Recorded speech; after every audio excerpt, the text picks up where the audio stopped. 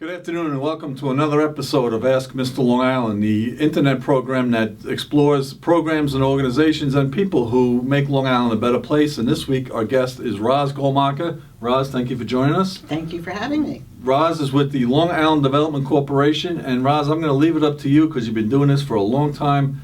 Explain what a development corporation is. Long Island Development Corp. is a 35-year-old economic development organization based here on Long Island. We're not-for-profit. We make loans to small businesses under various government and private sector programs. We also provide seminars to help small businesses and nonprofits. And we do individual counseling to help entrepreneurs start and grow their businesses and face the challenges that they face. Now, you've been doing this, like I mentioned, since 1980, well over $1 billion in economic activity on Long Island, which is tremendous. I mean, the Long Island Development Corporation, and you're the heart and soul of that group, is a tremendous asset to the Long Island business community. So I'm thrilled to death that you're here today. The thing about Long Island that's always intrigued me is we are an epicenter of entrepreneurialism. You know, and the best definition of an entrepreneur I ever heard was somebody who'd rather work 12 hours a day for himself than 8 hours a day for somebody else. Good definition. Tell us what it's like to work with entrepreneurs. You're an entrepreneur yourself, and how does that bode well for Long Island?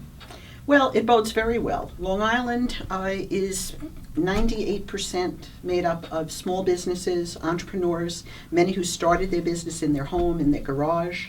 Even many of our big businesses started in their garages, like Northrop. Sure. Northrop Grumman. Entrepreneurs, we've worked with entrepreneurs ranging from the true startups who want to start a marketing company to major manufacturers who want to expand and hire more people. And there are common threads throughout. As you said, people who want to work hard for themselves, not for others, who want to have an impact on the community, who want to hire people and help people be successful here on Long Island. And, sometimes there's a misconception that there's these organizations that, for someone with a good idea, they show up with wheelbarrows full of cash. It doesn't quite work that way, does it? There are no wheelbarrows of cash. Okay. For the most part, there are no grants. Right. There are loans. Mm-hmm. If you've invented a cure for some major disease or you have a high-tech weapon that can be used by the military, there might be grants out there.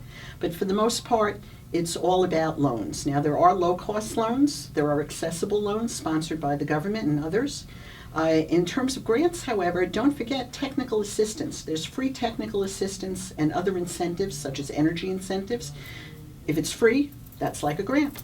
And the thing about your organization is you can walk somebody through all that. You can find out what their needs are and find a program that best suits them. Absolutely. Mm-hmm. We not only make direct loans to small businesses under various government programs, ranging from small loans for startups to multi-million-dollar loans to companies buying buildings, but we also will work them through the process. We will, if we can't help them directly with a loan, we will take them to the people who can provide the funding or other resources that they need. And is that the primary difference between your organization and maybe a for-profit banking institution?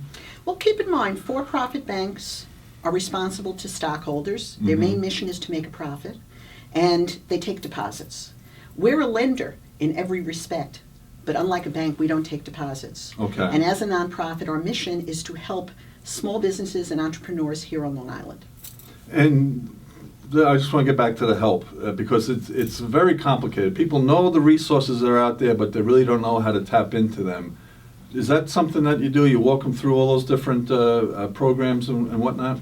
We will try to do that. Mm-hmm. Having been here for over 35 years, working with all of the economic development organizations, banks, government agencies, we pretty much know the landscape.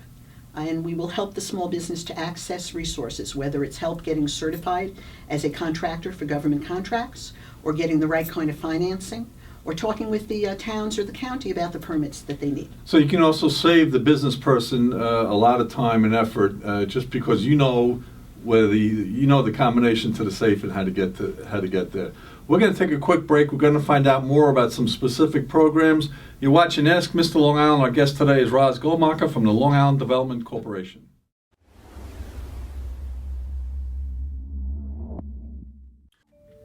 Hey Larry, every week I watch your show. As you should. And I know so much about sports now. Thank you. You should be learning about sports, and everybody should be watching all our other shows here on the Daily Blue. Why are you promoting the other shows? I thought you were the king of the Daily Blue. That's true, but I'm all about everybody. It's not always all about me. No, All it really about is. the team. Every day I wake up and it says, today is all about me, Corinne. Don't I've lie. heard that. Don't lie. Tune in every week to the Daily Blue and you'll see Sports Biz with LD. And you will get a lot of information, updates in sports, and a little bit about Sports Biz. And that's me, Larry Davis, Sports Biz with LD.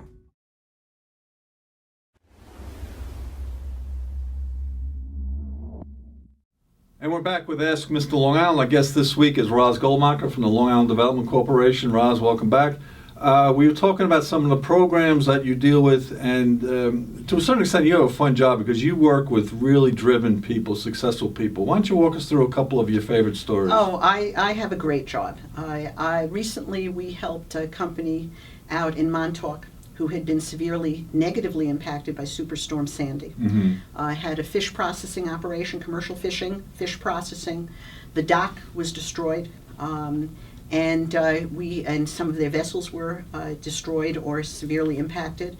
The building that was on the dock was destroyed. Bottom line is, through our New York State Targeted Loan Fund, which is sponsored by New York State and the U.S. Department of Commerce, we were able to help them get back in business by providing financing that they needed to rebuild that dock, the facility, and help them improve their vessels. And my guess is they didn't even know these programs existed, or somehow you're able to bring that information to them, make it easier for them to go through the process. That's right. They actually went through the Commercial Fishing Association, got in touch with Cornell Cooperative Extension, which is part of New York State. Okay. And Cornell referred them to us because we lend to commercial fishermen and fishing-related industries under our New York State Targeted Loan Fund. So the resources are there, and in addition to funding, the LIDC will also kind of help you through that maze of bureaucracies?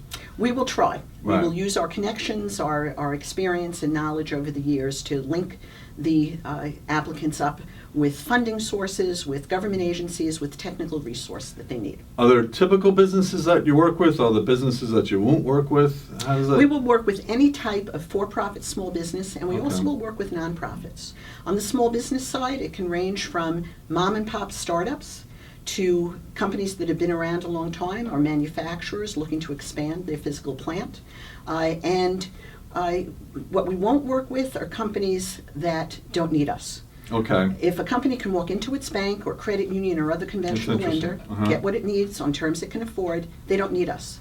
But most small businesses need us. How about minority and women-owned businesses? What kind of programs do you have for them? We have the Long Island Small Business Assistance Corporation, Okay. which is a micro lender, and one of our targets is minority-owned businesses and women-owned businesses. So we have a low-cost loan program for them. And is that a growing segment of the Long Island business community? Do you see progress Absolutely. in that area? Well, women-owned businesses are the fastest-growing segment of our economy. Interesting. And here on Long Island, the minority community increasingly are getting into business and expanding businesses. Wow. So yes, this is growing. What's your favorite success story? I mean, obviously you've had tons of them over the years. Thousands of them. Well, Gold's horseradish. Okay. Gold's horseradish, located in Brooklyn. I saw where the roots used to be grown in Brooklyn. They wanted to come out to Long Island because that's where the family lived. Okay. And like a lot of small businesses, even though they were around for 100 years, they couldn't get everything they needed on terms they could afford. So we were able to provide them the low-cost, low-down payment financing they needed to relocate their operation out here. And we also helped them get their street renamed from Hemlock Drive to Brooklyn Way. Very interesting. Now, you're working with small businesses that are coming to you for growth. Where do you see Long Island's business community growth-wise in the coming years? I'm happy to say I think things are getting better. Yeah. We tend to be a predictor. When small businesses have more confidence and are willing to start and grow and start looking for financing and come to us, well, we're seeing that. We've seen an increase in business over the last 6 months. So I'm hoping that within a year, everyone else will see that as well. And a lot of the companies, when I was running the Long Island Partnership, the reasons they stayed on Long Island was because of the productivity of the workforce. Do you find that Long Islanders are more productive, more driven? Has that been your experience? Absolutely. We have a wonderful workforce here, very skilled, very driven, hardworking, and that's one of the key reasons that businesses locate and expand on Long Island. And it would seem to me, I mean, if you're making a commodity product, maybe Long Island's not the place for you, but if you're making something special or something that requires... Long Island can be the place for you no matter what kind of product you're making. If you take advantage of all the technical resources and everything that's available out there, you can be competitive and you can be a player in the global market while based on Long Island. That's very interesting. And you, obviously, because you've been around so long, the proof is in the pudding. You have kept dozens, if not Absolutely. thousands of businesses here on Long Island. Roz, that's terrific. You know, one of my frustrations about Long Island is there's so many great resources out there that if people were more aware of, they'd be able to take advantage. So hopefully this will help get the word out about the Long Island Development Corporation. Thank you for everything you do on behalf of the Long Island business community and therefore on behalf of Long Island. This has been another episode of Ask Mr. Long Island. My name is Michael Watt, a.k.a. Mr. Long Island. Our guest has been Roz Goldmacher of the Long Island Development Corporation, and we thank you for joining us today.